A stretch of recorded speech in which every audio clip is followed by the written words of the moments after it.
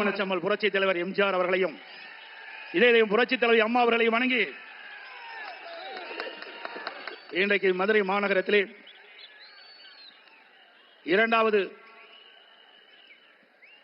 தேர்தல் பிரச்சார கூட்டம் தேசிய ஜனநாயக கூட்டணியின் சார்பாக நடைபெற்றுக் கொண்டிருக்கின்ற மாபெரும் பொதுக்கூட்ட நிகழ்ச்சியிலே கலந்து கொண்டு எழுச்சியுரை ஆற்ற இருக்கின்ற போற்றுதலுக்குரிய உலக நாடுகளே மெச்சுகின்ற அளவிற்கு சிறப்பான நல்லதொரு ஆட்சியை இந்திய திருநாட்டிற்கு கொடுத்துக் கொண்டிருக்கின்ற பாரத பிரதமர் மாண்புமிகு நரேந்திர மோடி அவர்களே, நிகழ்ச்சியிலே பங்கு பெற்றிருக்கின்ற மத்திய அமைச்சர் பெருமக்களே, பாரதிய ஜனதா கட்சியினுடைய தலைவர்களே, எனக்கு முன்னாலே பேசி அமர்ந்திருக்கின்ற பாட்டாளி மக்கள் கட்சியினுடைய தலைவர் மதிப்புக்கும் மரியாதைக்கும் உரிய டாக்டர் அன்புமணி அவர்களே, மரியாதைக்குரிய அம்மா மக்கள் முன்னேற்ற கழகத்தினுடைய பொதுச் செயலாளர் மரியாதைக்குரிய சகோதரர் திரு டிடிவி தினகரன் அவர்களே, மரியாதைக்குரிய முன்னாள் அமைச்சர் தமிழ் மாநில காங்கிரஸ் தலைவர் அண்ணன் ஜி கே வாசன் அவர்களே, மேடையிலே வீட்டுக்கின்ற தேசிய ஜனநாயக கூட்டணியில் அங்க வைக்கின்ற கட்சியினுடைய தலைவர்களே, வரியிலிருந்து சிறப்பித்துக் கொண்டிருக்கின்ற அனைத்து இந்திய அண்ணா திராவிட முன்னேற்ற கழகத்தினுடைய பல்வேறு பொறுப்புகளை வைக்கின்ற நிர்வாகிகளே, தேசிய ஜனநாயக கூட்டணியில் அங்க வைக்கின்ற கட்சியுடைய நிர்வாகிகளே, தொண்டர்களே, கழக உடன்பிறப்புகளே, பத்திரிகையாளர்களே, ஊடக நண்பர்களே, பெரியோர்களே, தாய்மார்களே, விவசாயிகளே, விவசாய தொழிலாளர்களே, அத்தனை பேருக்கும் என்னுடைய முதற்க நடிகலந்த வணக்கம். மதுரை என்று சொன்னாலே நமக்கு எல்லாம் ஞாபகம் வருவது மதுரை மீனாட்சி அம்மன் எழுந்தருளியுள்ள மதுரை மாநகர். அப்படி மீனாட்சி அம்மன் எழுந்தருளியுள்ள இந்த பகுதியிலே இரண்டாவது தேசிய ஜனநாயக கூட்டணியுடைய தேர்தல் பிரச்சார கூட்டம் நடைபெற்றுக் கொண்டிருக்கிறது.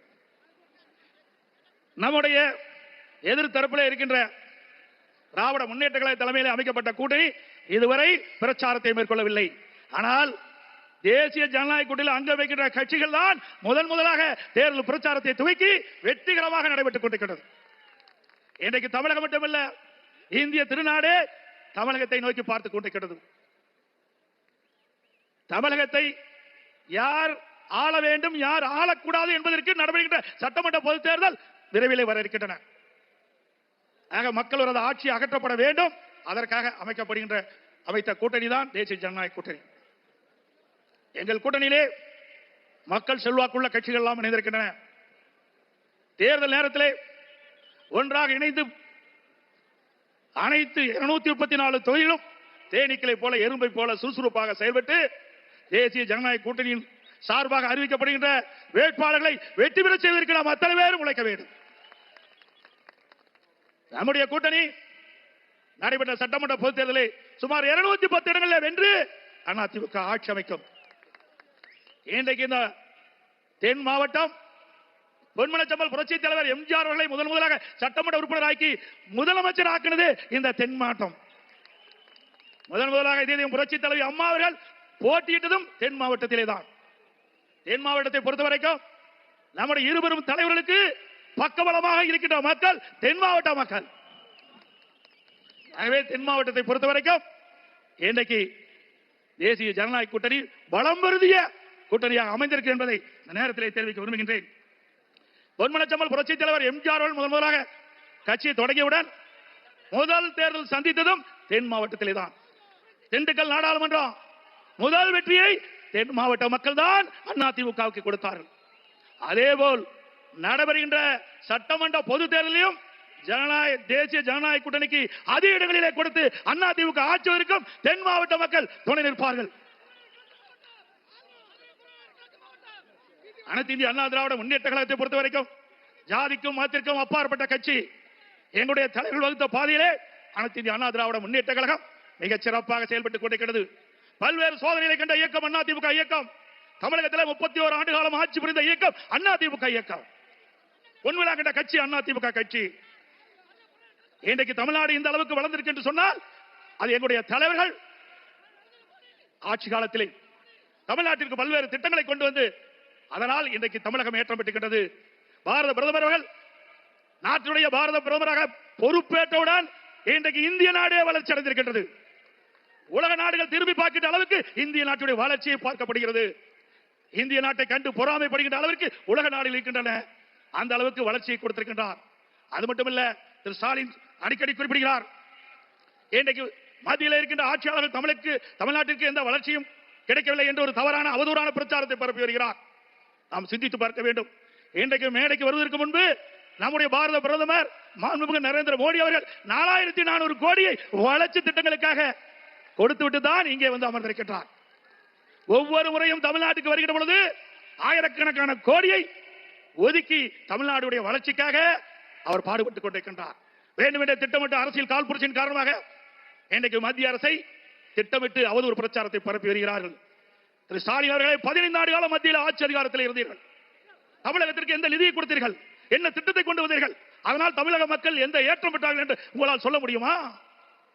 குடும்பத்தில் இருக்கிற உறுப்பினர்கள் மத்தியிலே அமைச்சராக வந்தார்கள், அதிகாரத்திற்கு வந்தார்கள், கொள்ளையடித்தார்கள். அதுதான் உங்களுடைய கட்சியினுடைய நிலைப்பாடாக இருந்தது. அங்கே கொடி பறக்கின்றது. எதனால் பறக்கின்றது? காற்றிலே பறக்கின்றது.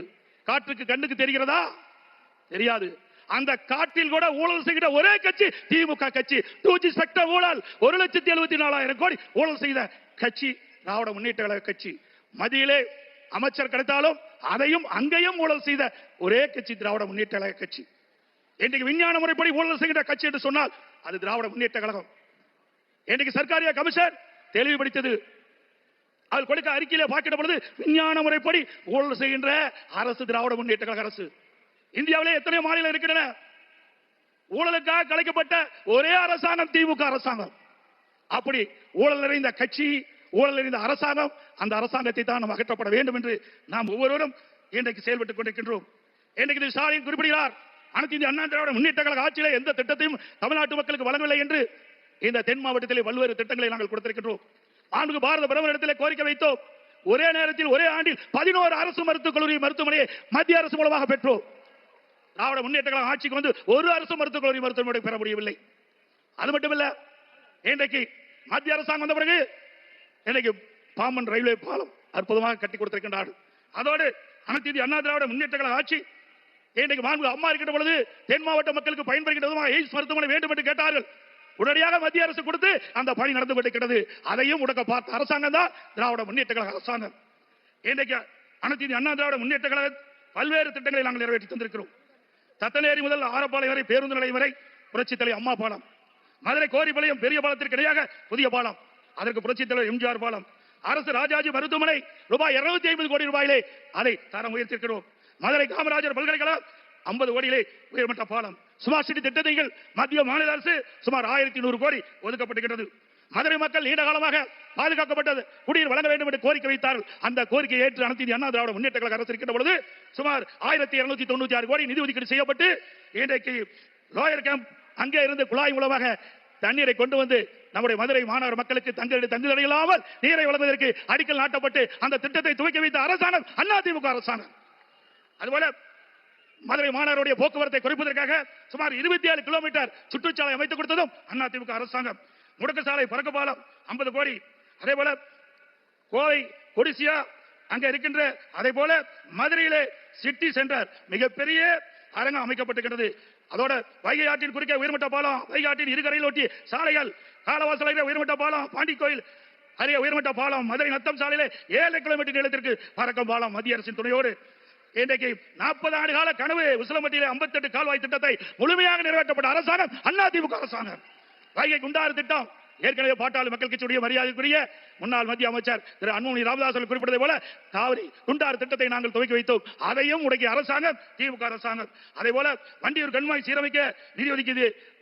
அதை ஸ்டாலின் ஸ்டிக்கர் ஒட்டி திறந்து வைத்திருக்கின்றார். மதுரை மாநகர பகுதியில் 4 தடுப்பணைகள் கட்டப்பட்டன. இப்படி அதோட மதுரை விமான நிலையம் விரிவாக்கம் செய்வதற்காக அனைத்து இந்திய அண்ணா திராவிட முன்னேற்ற கழக அரசு கட்டும்போது அதற்கு முயற்சி எடுத்தோம். மத்திய அரசிலே நாங்கள் பல முறை வேண்டுகோள் விட்டதின் அடிப்படையிலே அந்த சாலையிலே அண்டர் பாஸ் அமைத்து கொடுக்க வேண்டும் என்று கேட்டார்கள். அதுக்கு அனுமதி கொடுத்தோம். அந்த திட்டத்தையும் முடக்கிய அரசாங்கம் திமுக அரசாங்கம். அதே போல தூத்துக்குடி விமான நிலையம் விரிவாக்கம் செய்யப்பட்டிருக்கிறது. ஸ்டாலின் குறிப்பிடுகிறார், மத்தியில இருந்து எந்த திட்டத்தையும் வரவில்லை, தமிழக வளர்ச்சி பெறவில்லை என்று. அங்கே தூத்துக்குடியிலே அதிமுக அரசு இருக்கின்ற பொழுது அதற்கு தேவையான நிலத்தை ஒதுக்கீடு செய்து மத்திய அரசு பிரம்மாண்டமான விமான நிலையத்தை இன்றைக்கு கட்டி மாண்புமிகு பிரதமர் அவர்கள் அதை திறந்து வைத்திருக்கின்றார். அதே போல தூத்துக்குடி அங்க இருக்கின்ற துறைமுகம் விரிவாக்கம் வஉசி சிதம்பரம் துறைமுகம் கிட்டத்தட்ட 1500 கோடி விரிவாக்கம் செய்ய இருக்கின்றன. அதே போல பல தேசிய நெடுஞ்சாலைகள் இன்றைக்கு மத்திய அரசு மூலமாக அமைத்திருக்கின்றது. இப்படி அனைத்து இந்திய அண்ணா திராவிட முன்னேற்ற கழக ஆட்சியிலும் எண்ணற்ற திட்டங்களை கொடுத்திருக்கின்றோம். அதே போல மத்தியிலே இன்னைக்கு பாரத பிரதமர் மரியாதைக்குரிய நரேந்திர மோடி அவர்கள் வந்த பிறகு இன்றைக்கு பல்லாயிரக்கணக்கான கோடி தமிழ்நாட்டுடைய வளர்ச்சிக்காக நிதி ஒதுக்கீடு செஞ்சு திட்டங்கள் நிறைவேற்றப்பட்டுகின்ற செய்தி இந்த நேரத்தில் தெரிவித்து, வருகின்ற சட்டமன்ற பொதுத் தேர்தலில் நம்முடைய தேசிய ஜனநாயக கூட்டணியுடைய வேட்பாளர்கள் போட்டியிடுவார்கள். அவர்களுக்கு முழு ஆதரவை நல்கி அனைவரையும் வெற்றி பெற செய்ய வேண்டும் என்று அன்போடு கேட்டு, மீண்டும் நம்முடைய ஆட்சி மலர வேண்டும். குடும்ப ஆட்சிக்கு முற்றுப்புள்ளி வைக்க வேண்டும். வாரிசு அரசியலுக்கு முற்றுப்புள்ளி வைக்க வேண்டும். அது மட்டுமல்ல, மக்களது ஆட்சி அகற்றப்பட வேண்டும். ஆகவே ஒவ்வொருவரும் தன்னெழுச்சி கொண்டு விறுவிறுப்பாக செயல்பட்டு, சுறுசுறுப்பாக செயல்பட்டு, சுழன்று செயல்பட்டு, நம்முடைய கூட்டணியில் அங்க வைக்கின்ற அனைத்து கட்சி துணையோடு எதிரிகளை வைத்து மீண்டும் வலிமையான பாரதம், வளமான தமிழகத்தை உருவாக்க வேண்டும் என்று சொல்லி வாய்ப்புக்கு நன்றி கூறி விட வேண்டேன். நன்றி, வணக்கம்.